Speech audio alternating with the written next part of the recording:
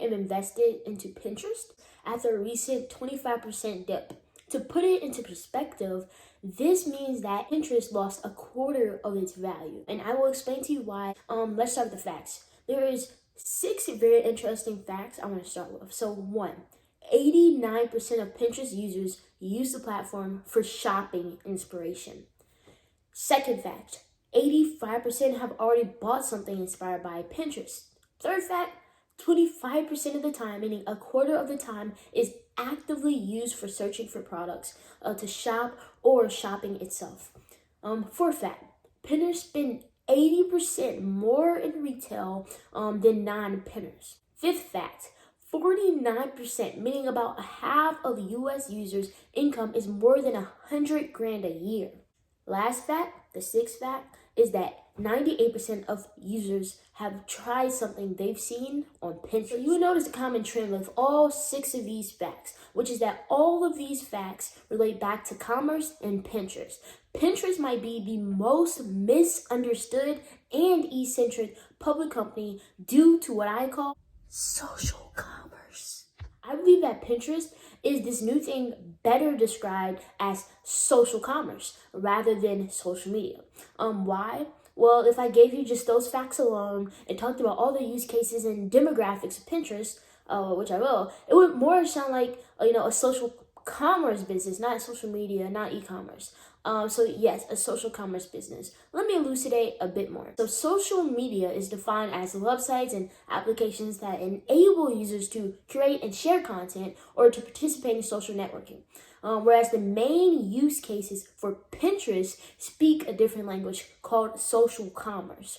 As we know, users primarily receive value to Pinterest whenever they find inspiration through Pinterest and then implement the ideas into their lives, whereas social media companies, it's usually through connecting with other people. This means that people will need the items, ingredients, and knowledge or whatever it is to implement the ideas into their lives. Therefore, as Pinterest becomes a more seamless online platform for transactions, it will be more valuable to majority Pinterest users. Whereas a Twitter, since is more valuable through gaining information by connecting with other people, they will monetize mainly in a different way around being more connected with the people you follow and listen to. Well, at least in my opinion, is what Twitter should do. So Pinterest is valuable through experiences inspired by Pinterest pinners. This is different than social media companies such as Twitter or Facebook. Yet people still think of this company by giving value to the world through social media, when in fact it is better described as what I call social commerce, a very unique mix of both. Quick plug. So as you guys know, I'm invested into Pinterest because I believe that visual discovery is the best way to seek the most context. Visually, it's the best way to gain the most context. A picture is worth 1,000 words. That's why a chart is worth 1,000 words. I believe the co-founder of Hypercharts said something to that tune. Hypercharts is an amazing tool for you as an investor if you're looking to seek more context with the quantitatives of a company. For example, when you see those revenues quarter over quarter, the best way to get the most context, to get the most knowledge from that, is when you see things visually. That is why I'm plugging Hypercharts. Hypercharts is an amazing tool that you can use for free and I use for free, although they do have a premium version of it. Hypercharts is an amazing source for an investor if you're seeking to look at companies in a more visual way, seeking more context. If you're looking to seek more context, you can seek visually through Hypercharts. Very useful tool, and it's for free, and so I had to share it. Link in the description. I believe the consensus investor and pins, they know it's a social commerce business, but still aren't in the right mindset. They know that Pinterest is what Pinterest is, but still want to believe that Pinterest is a social media company, and it is reflected in the way that they value Pinterest. Specifically, the huge emphasis on monthly active users on a quarterly basis. This, in my opinion, can create an opportunity to buy ownership in Pinterest at a depressed valuation. Let's talk a bit more, about what Pinterest aims to be and what it actually is. Pinterest's mission is to bring everyone the inspiration to create a life they love. Therefore, Pinterest is a visionary discovery tool, or more specifically, a source for humanity's creative outlets, inspiration, and making dreams attainable. Humanity needs a reliable source that offers a hell of a variety of relevant visual representations of what they may want or need that also leads to meaningful action. Humans often don't have the words to describe, what they want, but they know it when they see it. Therefore, many sources don't fill in the space for bringing everyone inspiration to create a life they love, which leaves an opportunity for Pinterest to arise. This is why people go to Pinterest, which is to discover the best ideas to bring into their lives. This is also what is unique to Pinterest. First, they go there to seek any relevant inspiration. Second, they tend to know what they want when they see it. And three, have the will and money to buy it. And lastly, therefore want to buy it immediately. Meaning ads and bugging people to buy things is what creates usually a better experience for the people using Pinterest services as long as they are relevant. So this will allow an easier and unique monetization environment of which should benefit advertisers, investors in Pinterest, and the 400 million plus monthly active users. I believe since the use cases for Pinterest has trended to commerce more and more, you will see Pinterest look more and more like a commerce business rather than, a social media business. And therefore it should, in my opinion, should be valued more like a commerce business with, of course, a social aspect of it. Example is network effects. I also believe in hyperchange, the era of perpetually accelerating disruption. We need relevant inspiration more than ever to adapt change to better our lives. So I believe this due to the idea that we have access to 1, many ideas, 2, don't know the best ideas to adapt to, and 3, the fact we do not take enough of the right action as fast as we should or could. This will forever be a problem, and in my opinion, Pinterest will forever be a solution. Will Pinterest forever be the best solution? I have no idea. Will Pinterest forever be the most relevant solution? I honestly don't know. I do know, though, Pinterest is a visual discovery tool or engine that people around the globe use to find the inspiration to create a life they love. And this is a very different company than what it seems investors in the company value Pinterest as. When valuation isn't connected to the facts, that is when there will always be opportunity. I see opportunity, and that's why I'm talking about this. So there is, 7 key reasons why I'm invested into Pinterest and not just a fan. 1, Pinterest was founded back in 2010 by Ben Silverman, Evan Sharp, and Paul Sierra. Ben is the CEO and, of course, heavily invested into Pinterest, humble and willing, just like all great CEOs of lasting companies. The best invention you can make is a lasting company that lasts longer than you are there. It's not a product, it's a company, a lasting company. So I'm investing in a really good invention, a lasting company. These are good people, specifically their CEO, Ben Silberman, whom has 4.1 ratings out of hundreds of reviews and 72% recommend to a friend and 87% approve of him. This is lower than I want, but great enough to not alarm me. It's pretty good. Regarding the culture of this company, I believe that the culture was good enough in the past. It is trending in the right direction. So it's, trending in that right direction. So 2, the solution Pinterest created is fueled by many things and is best explained visually, like most things. So see a picture, the flywheel. You can see that. So also the solution they created has low cost of goods sold, it's insanely profitable, it's becoming more profitable, and can be scaled continuously. So this is really amazing. You can also see that we look at Hypercharts, look at their 4th quarter, that's like the best quarter for them. You can see it's becoming more profitable, it's doing better over and over again, year after year. So the third point is that it's much easier to be engaged with something like, a Snapchat or Twitter, but it's much easier to buy something on Pinterest, which in my humble opinion will lead to, say, fewer users than a Facebook, but high monetization per user. Plus, monthly active users and advertisers are more aligned through Pinterest than, in social media platforms. Fourth point is that people on Pinterest want to plan the future, and brands have a role to play in that. And one of Pinterest's jobs is to bridge that gap, making dreams attainable. And this is one way they will be able to monetize successfully with high gross profit margins and bottom line margins when optimized more for income, which I believe this year and years to come, they will optimize income from users more quickly, which essentially means earnings and revenue should go up at rapid paces, as we've already seen a bit of already. So I think like the fifth point we're on is I believe Camera 2.0 and social commerce are the future, and Pinterest is an amazing bet on both Camera 2.0 and social commerce. Lastly, Pinterest valuation seems fair, if not undervalued, when each Pinterest monthly active user is valued at below $80 in enterprise valuation.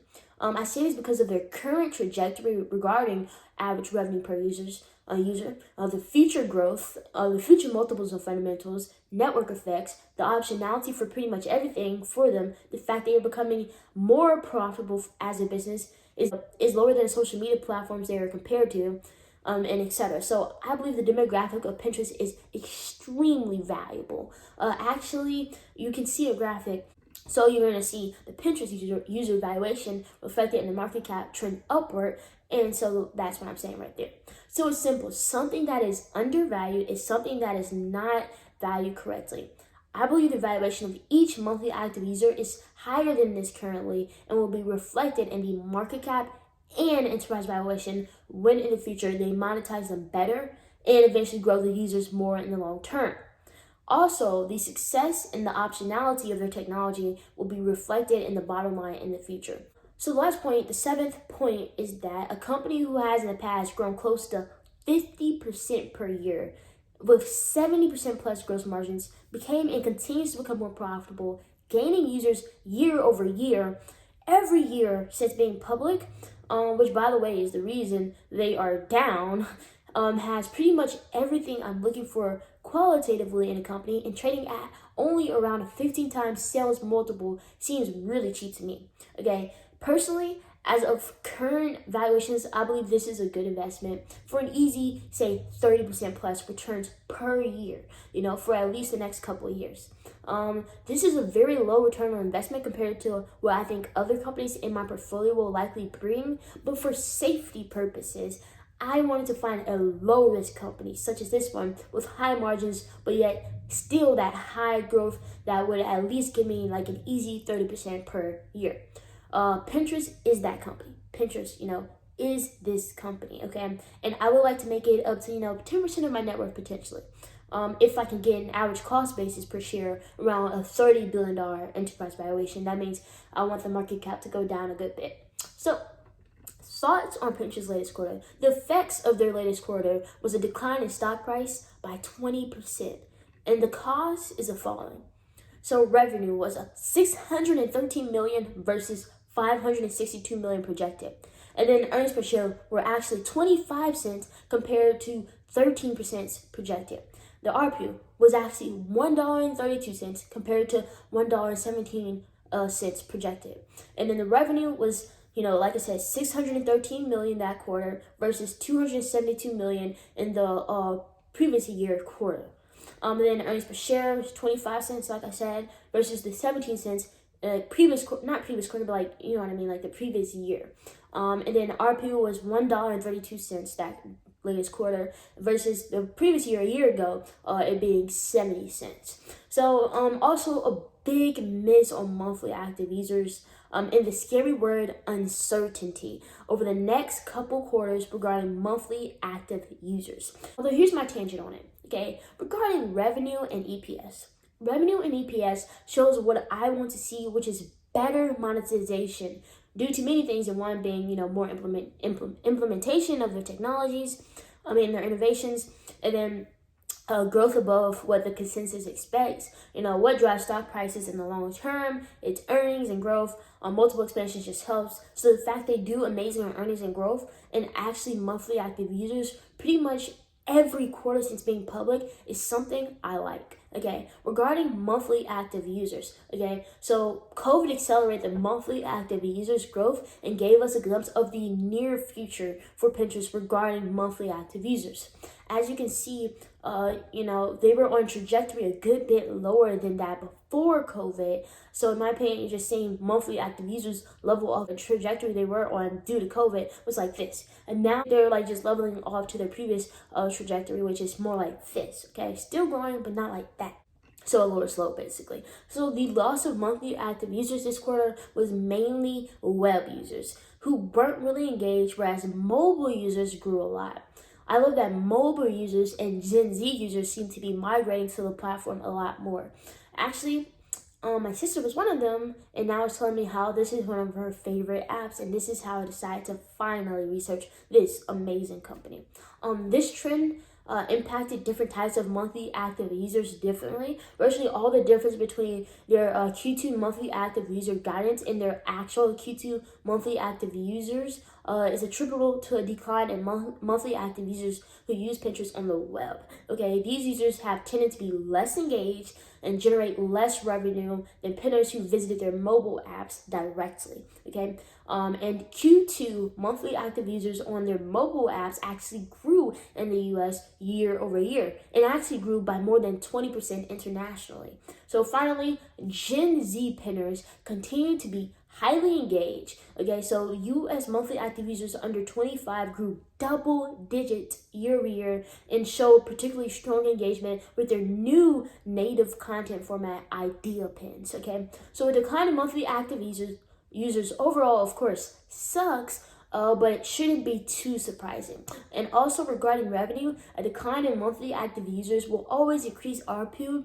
if revenue stays the same.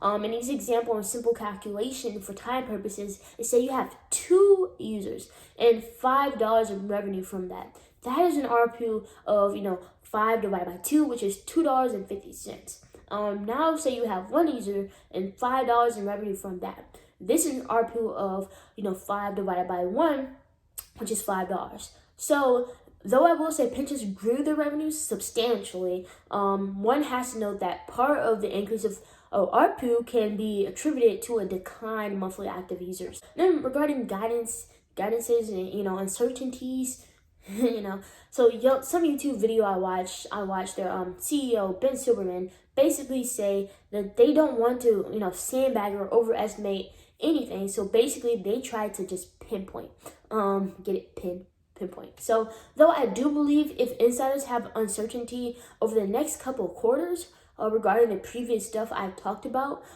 then me as an investor in pins should as well for the near term.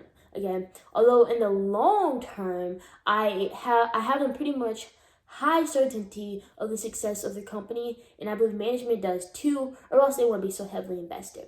But for more information about Q2 2021 with Pinterest, you can visit amazing Substack Cruising Altitude, which they just really, have everything that really explains pretty much everything I'm thinking about. I agree with. Chiefly, Pinterest is an inspiring online platform that aids us to become better in areas we want to be more functional in, and a great investment opportunity to me, hence why I'm invested into Pinterest. So yeah, that's pretty much it. My mission with Momentous Insights is to help those in need with great but useful experiences. I'm currently focused on doing this by providing a source that expresses both unique and important tangents from deep understandings of facts that matter.